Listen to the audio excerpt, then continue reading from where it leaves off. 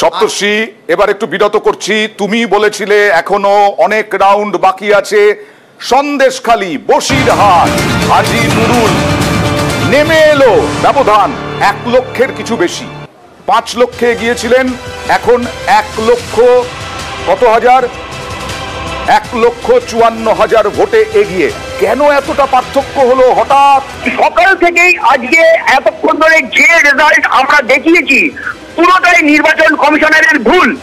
ষষ্ঠ রাউন্ডের শেষে যখন আমরা হিসেব করি তখন 15 লক্ষের 800 কিছু ভোট পলি হয়েছিল, কিন্তু আমরা ষষ্ঠ রাউন্ডের শেষে হিসেব করে দেখি 17 লক্ষেরও বেশি ভোট পোলিং দেখাচ্ছে। তখনই আমরা কমপ্লেন করি এবং তখনই এই সংশোধন করে নির্বাচন কমিশনার। নমস্কার। 2021-এর পশ্চিমবঙ্গ বিধানসভা ভোট থেকে শুরু করে গণনা কারচুপির যে অভিযোগটা প্রথম থেকেই সামনে এসেছিল, সেটাই তাহলে কি সঠিক ছিল?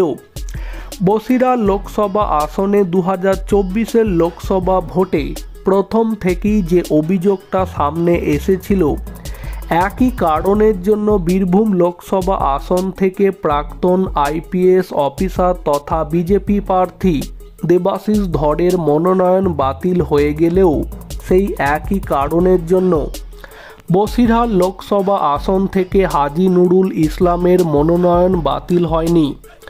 অন্যদিকে বসিরহাট সহ দক্ষিণবঙ্গের লোকসভা আসনগুলিতে যখন শেষ দফার ভোটগুলিতে ভোট হয়েছিল, তখন দক্ষিণবঙ্গের বেশিরভাগ লোকসভা আসনই দেখতে পাওয়া গিয়েছিল ভোটের দিন সাধারণ জনগণকে ভোটদানে বাধা দেওয়া হয়েছিল।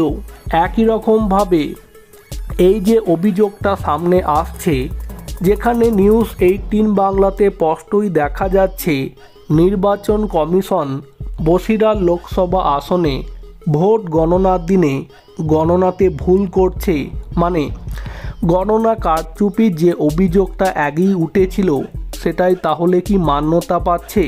প্রিয় দর্শক বন্ধু, আপনাদের মতামত অবশ্যই কমেন্টে জানাবেন।